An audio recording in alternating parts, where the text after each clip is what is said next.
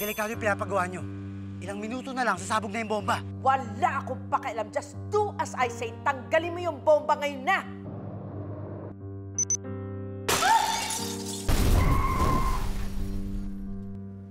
Ano yun? Parang may sumabog, ate. Oo nga, parang dito. Okay na ang lahat. Wala na yung bomba sa kotse ni Giselle. Ligtas na ang daddy mo. My God, thank God. Thank God. Don't tell me iniisip mo na may kinalaman ako dun. Ano ako, terorista? Well, sabihin na lang natin na nag-iiba na ang profile ng mga demonyo ngayon. At since close ka kay Chantal, close ka kay Morgana, at anak ka ni Moira, syempre nasa dugo mong pagiging demonyo. Ate, please. Tama na. Yung mga biktima daw sa pagsabog, dinala dito sa Apex. We have to check on them. Ma'am, nasa orthopedic na po siya. Upo na lang po muna kayo dito. Tawagin ko na lang po kayo. Okay, thank you, nurse. Sige po. Obeng? Claire? Nay, may nakita po kasi ako sa parking kanina eh. Yung tauhan po ni Ma'am Morgana, si Gilbert. What? Pero hindi naman po siguro sa kanya galing yung bomba eh, di ba? Kasi hindi naman po sa parking sumabog yung bomba.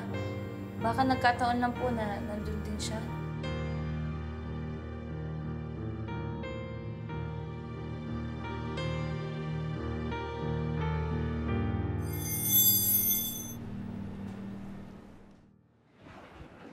Claire Bermudez. Nagunsa ka din sa Apex. I'm visiting someone I know. Biktima na nasubugan ng bomba. Si Pablo Dominguez. Pablo Dominguez? He's alive, but unfortunately, baka maputulan siya ng paa. Sabihin ko na lang sa iyo mamaya kung saan siya ililipat, okay? Kumusta ka na? Dire pa tayo nagkita. Lagi, dugay na wala nagkita. I think the last time was in Cebu nung naglayas ka. That was a long time ago. Pero, kumusta na? Gwapa gyapon. Sus, ikaw nga, gwapo pa rin.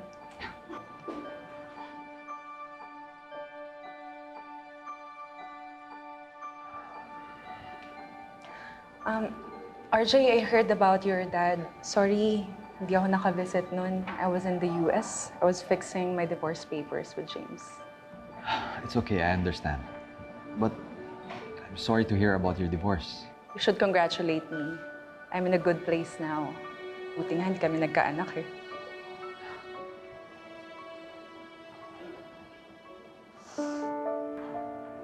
Are you okay? Medyo sumakit lang yung leeg ko. Alam mo, recently I've been having a lot of stiff necks and headaches. Nako, kailangan mo ipacheck yan. That could be a sign of an underlying problem. I don't think I need it. Sometimes it just goes away. No, Claire. Kailangan mo mapacheck yan. You should have a cranial and cervical MRI para malaman natin kung anong nangyayari sa ulo mo at saka sa nerves sa leeg mo.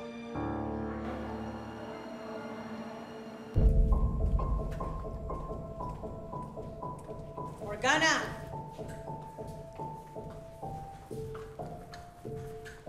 Anong ginagawa mo dito?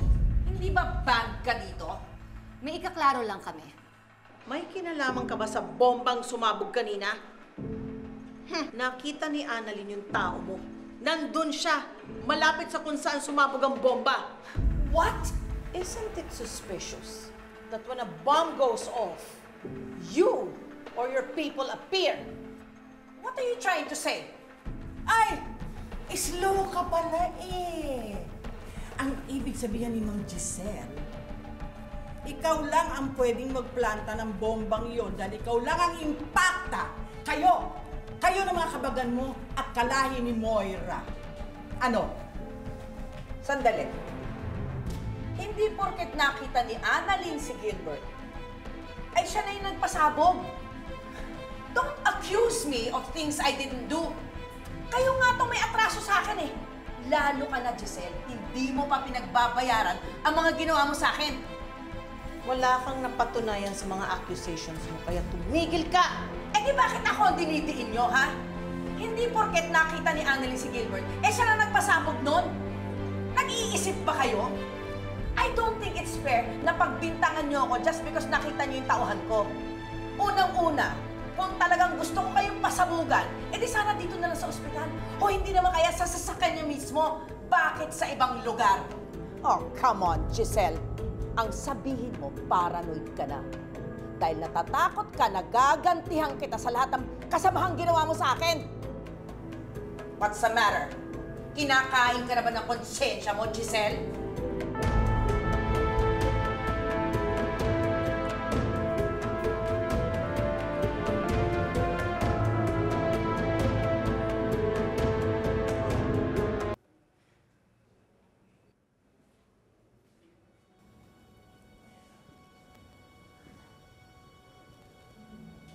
Anak, Pinay. okay ka lang? Opo. May kailangan po ba kayo? Wala naman. Gusto lang kitang kamustahin. Okay lang naman po ako, Nay. Mamaya-maya po babalik na po ako sa duty ko. Kayo po.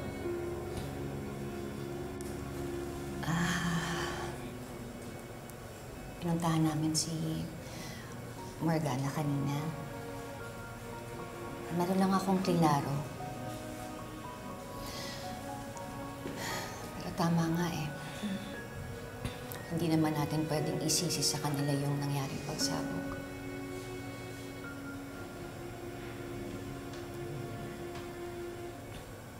Alam mo, Nay, may mga na-realize po ko dahil sa pagsabog kanina. Alam mo po yun, parang ilang beses na po nangyari sa akin na nasa panganib yung buhay ko. Yung mga moments na parang hindi ka na talaga akong mawala. Yung kanina po nakakatakot. Isipin niyo po, hindi namin alam, meron po palang bomba na malapit po sa amin.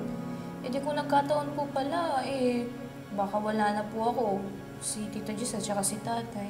Anak, ano ba yung pinagsasabi mo? Tigil mo na yan. Sinasabi ko lang naman yung totoo, Nay. Pero syempre, ayoko po namang mawala.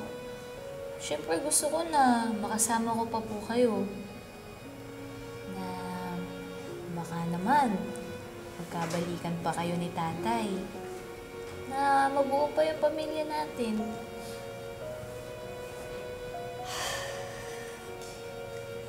Alam mo, Nay, naisip ko nga para kayong pinagtatagpo ni Tatay, no? I mean, pareho kayong single. Diba? Ayaw mo po ba? Ako naman nagsabi kay RJ na maghintay muna. Basta ang alam ko lang, gusto ko maging masaya ka.